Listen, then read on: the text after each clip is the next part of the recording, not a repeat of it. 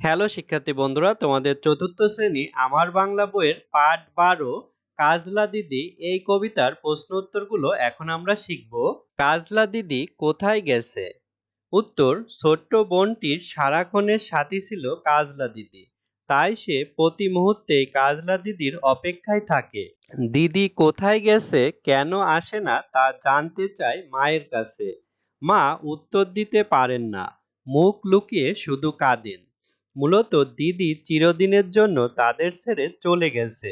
ছোট বোনটি তা জানে না, বোঝে না। খ, কখন কাজলা দিদির কথা বেশি মনে পড়ে?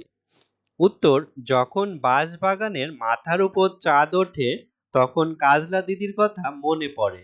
এছাড়া মনে পড়ে যখন শোলক শুনতে ইচ্ছা হয়, পুকুর পাড়ে নেবুর তলে থোকায় থোকায় জোনাই জ্বলার সময়ও দিদির কথা মনে পড়ে। এমনকি ফুলের গন্ধে যখন ঘুম আসে না তখনও মনে পড়ে।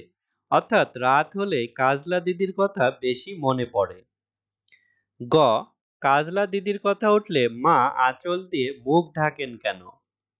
উত্তর, কাজলা দিদি সবাইকে ছেড়ে চিরদিনের জন্য পরপারে চলে গেছে।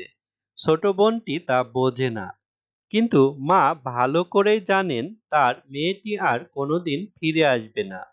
তাই দিদির কথা উঠলে মায়ের দুঃখানুভূতি জাগে, আর তা গোপন করার জন্য মা আঁচল দিয়ে মুখ ঢাকেন। ঘ, পুতুলের বিয়ের সময় দিদির কথা মনে পড়ে কেন? উত্তর, ছোট বোনটির সবসময়ের সাথী ছিল তার কাজলা দিদি। আগামীকাল নতুন ঘরে পুতুলের বিয়ে হবে, সেখানে তার প্রিয় কাজলা দিদি থাকবে না ভেবে সে কষ্ট পাচ্ছে। দিদি থাকলে তার পুতুলকে সাজিয়ে দিত, সবকিছু গুছিয়ে দিত। তাই পুতুলের বিয়ের সময় তার দিদির কথা মনে পড়ে। উমো, আমিও নাই দিদিও নাই, কেমন মজা হবে, একথা দিয়ে কি বোঝানো হয়েছে?